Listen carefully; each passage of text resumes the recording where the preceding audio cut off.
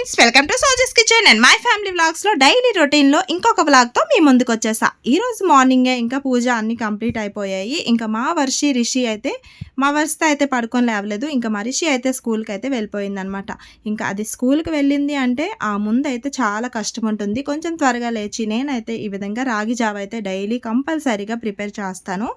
ఇంకా మా నలుగురం కూడా రాగి జావ తప్పకుండా తాగుతామన్నమాట.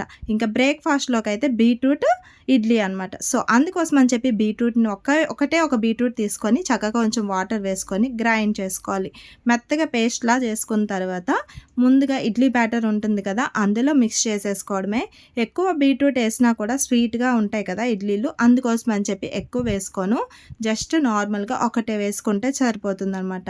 ఇంకా పిల్లలు కూడా చాలా కలర్ఫుల్గా ఉంటాయి కదా, ఏదో డిఫరెంట్గా ఉన్నట్టు తినేస్తూ ఉంటారు. అందుకోసం అని చెప్పి నేనైతే ఈ విధంగా బీట్రూట్ ఇడ్లీ, ఇంకా క్యారెట్ ఇడ్లీ అలా ఏదో ఒకలాగా ప్రిపేర్ చేసి ఇచ్చేస్తూ ఉంటాను.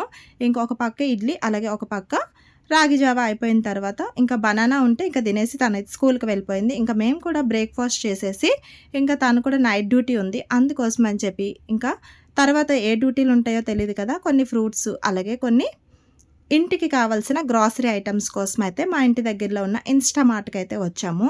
ఇంకా అందులో కొన్ని కావాల్సిన సామాన్లు చాలా ఇంపార్టెంట్వి తీసుకొని అయితే ఇంకా మేము బయటకు వచ్చేసాం. ఇంకా మళ్ళీ మా రిష్తా స్కూల్ టైం అయిపోయింది.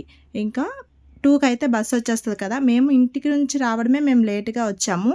ఇంకా 11:30 11:40 అయిపోయింది. ఇంకా ఇంటికైతే వెళ్ళిపోతున్నాం అనమాట. ఇంకా మా రిషి వచ్చే టైం కల్లా ఇంటి దగ్గర ఉండాలి, లేదంటే ఇంకా రచ్చ అయిపోతుంది. సో అందుకోసం అని చెప్పి ఇంకా మళ్ళీ మేము రిటర్న్ అయిపోయాము.